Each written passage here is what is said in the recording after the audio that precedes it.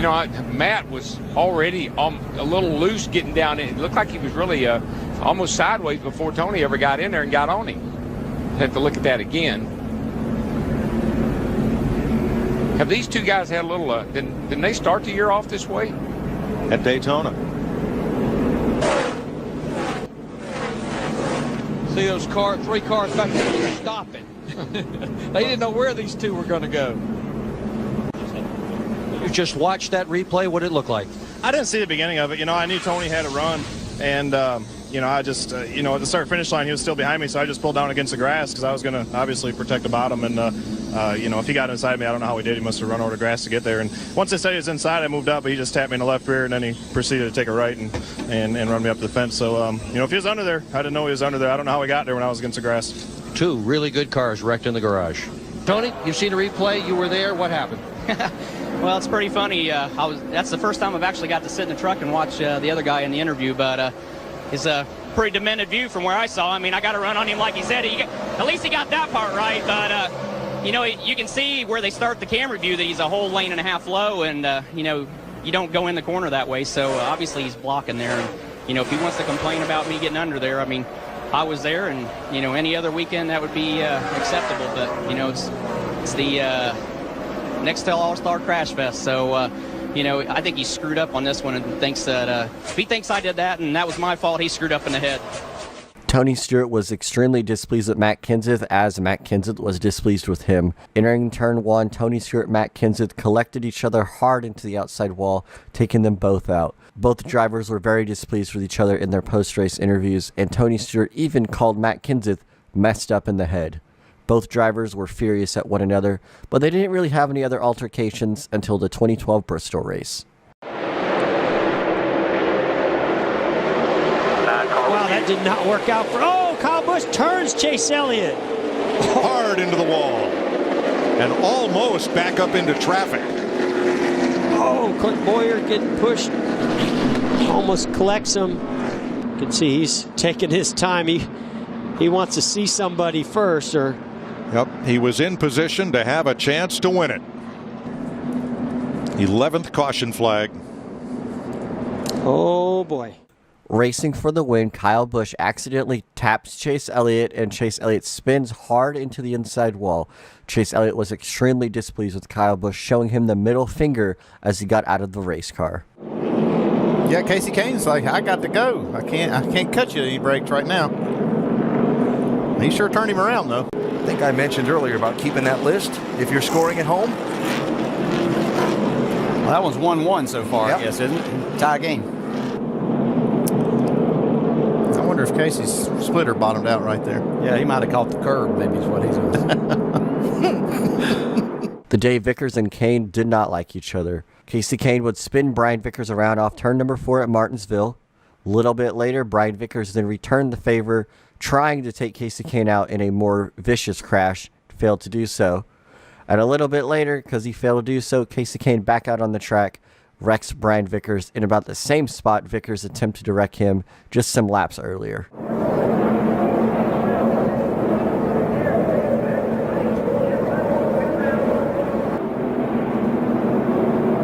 He basically just dumped him. Certainly could have been avoided, no doubt about that. That is Brad walking directly toward Kyle Busch's pit. Guys, use your head. Don't be silly. We don't drive the car. We just work on it. Be smart.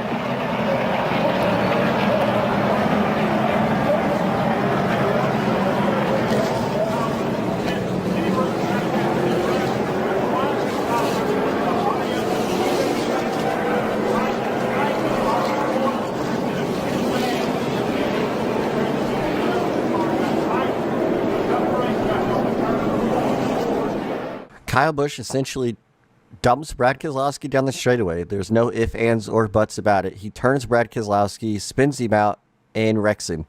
Brad Keselowski was extremely displeased with Kyle Busch after the race and showed him where to go, and I was assuming it was to the rear.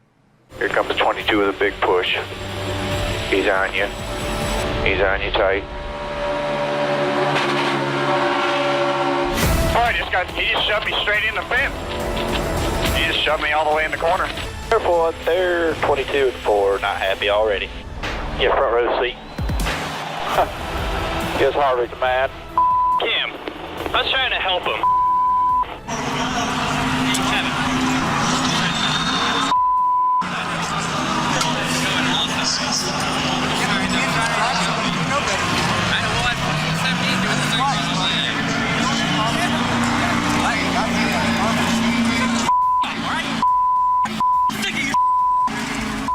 It wasn't even for a points race, but the first ever race of the season, the 2015 Clash, saw Joey Logano and Kevin Harvick extremely mad at each other. Joey Logano was pushing Kevin Harvick into the turn and pushing him up into the wall, costing them both a lot of positions. Kevin Harvick was furious at Joey Logano. Austin's season was on the line there, but what are your thoughts on what happened down there? It's chicken shit. There's no doubt about it. He's 4 car lengths back. Not even close.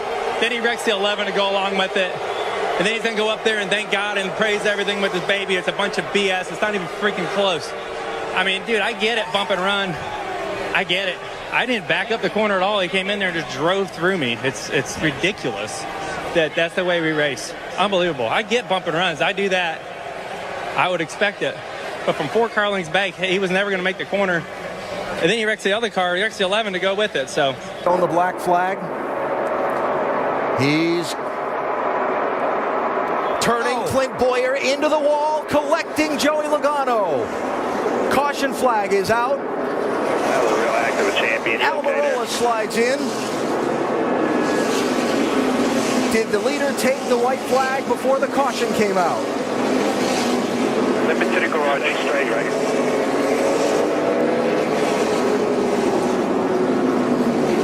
Fire's gone. Fire's gone.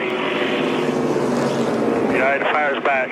Late lapse retaliation. Fire, if you want to stop right there, there's a fire truck that gets to you if you stop right there. Checking with NASCAR. The caution was out before the white flag. We're not done with this race yet. No, it's down. Now it's down. You're good. Just stay on. And mayhem in the late laps here at Phoenix. You saw the first incident that cut the tire with Jeff Gordon, put him into the wall. He basically waited on Clint Bowyer to come around and took him out. All this was happening right in front of Brad Keselowski, and he was racing Joey Logano, and I was afraid they were going to get caught up, or Brad was going to get caught up into it. He somehow got through it. Jeff has been summoned to the NASCAR hauler for a post-race visit. Well, they said they were going to let him have at it. That's having at it right there. That's a year's worth of frustration. Oh, conflict. The Cruiser in it.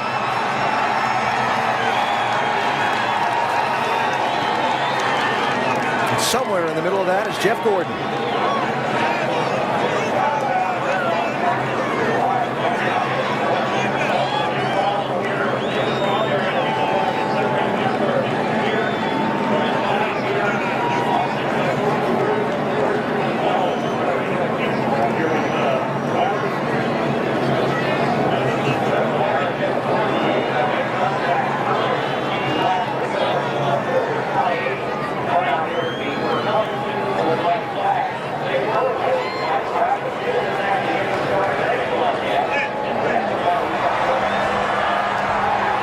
Clint Bowyer wants his opportunity at this. Can't really blame him.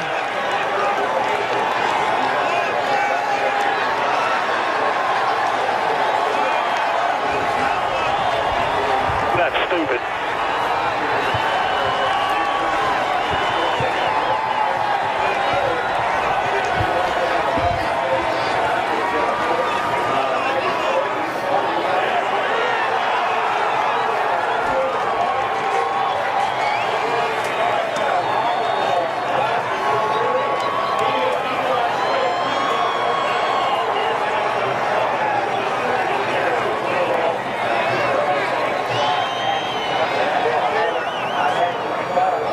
Well, the tempers have boiled over here in Phoenix after late race contact between Jeff Gordon and Clint Bowyer, and then a payback.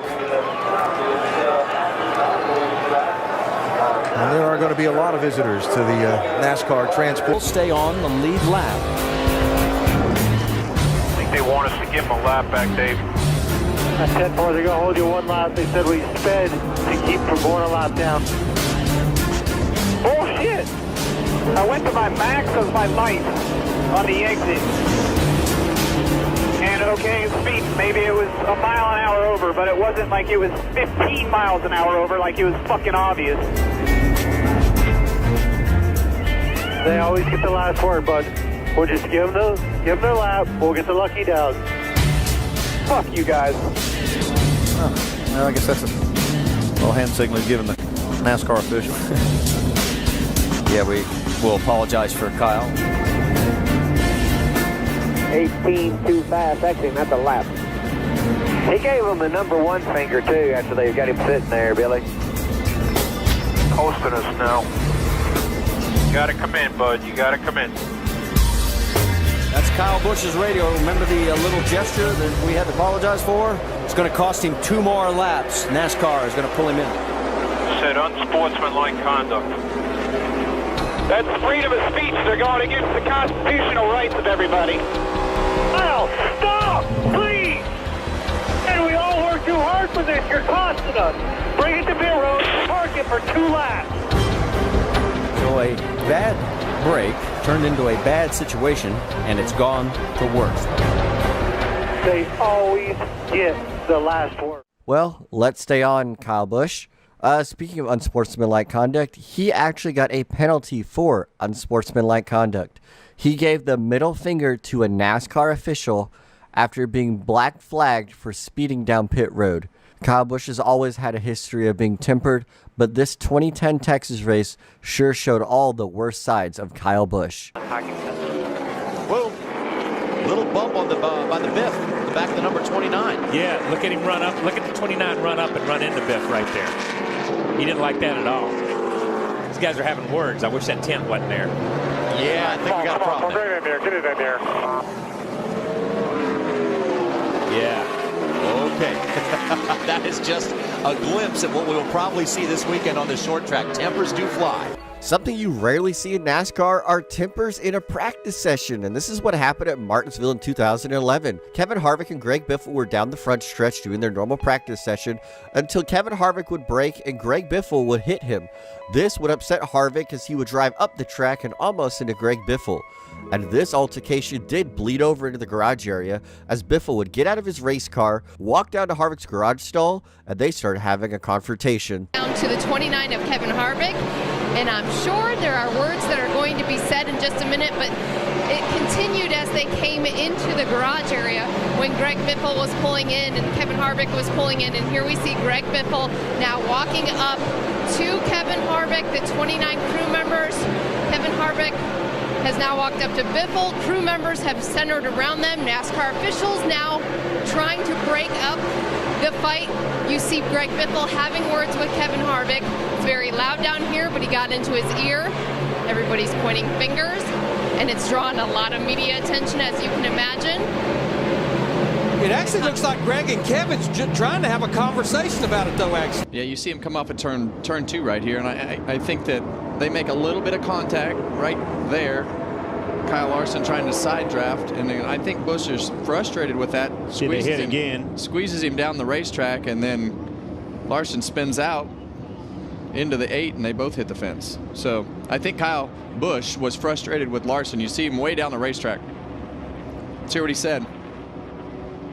I mean, he turned into me.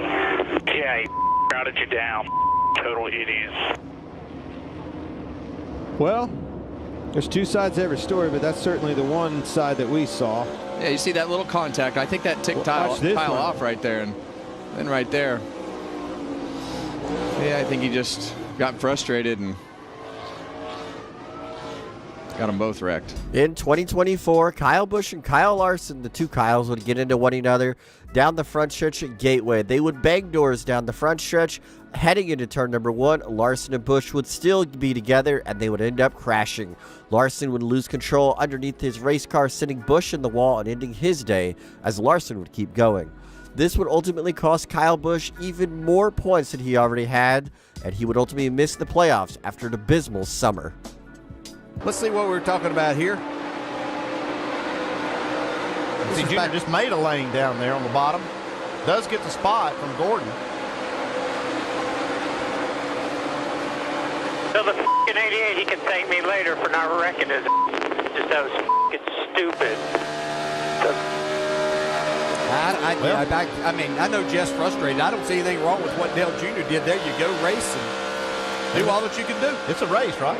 Little road rage, time to time. There we go. And how many times have we said just so far in our coverage of these Sprint Cup races, these restarts are when these guys are trying to make the spots that they can get.